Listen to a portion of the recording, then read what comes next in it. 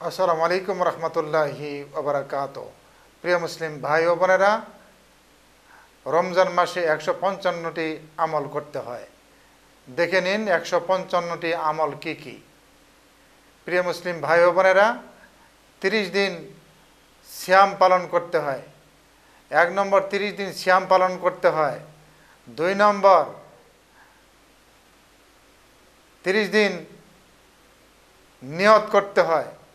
যখনই সাহারি খাবেন, সাহারি খাওয়ার পরই নিয়ত করতে হবে।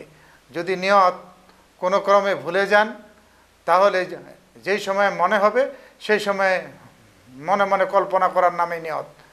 যদি আরবি জানা না থাকে, শুধু এতটুকু বললেই হবে, আল্লাহ তোমার উদ্দেশ্যে আজ আমি রোজা রেখেছি, এতটুকুই যথেষ্ট। 3 নম্বর 30টি রাত সাহারি খেতে হয়। 4 নম্বর 30 দিন ইফতার করতে হয়। 5 নম্বর 30টি তারাবি পড়তে হয়। 6 নম্বর সদকাতুল ফিতর দিতে হয়। 7 নম্বর ইতিকাফ করতে হয়। 8 নম্বর ঈদুল ফিতরের নামাজ আদায় করতে হয়। 9 নম্বর তাকবীরে তাশরিক আদায় করতে হয়।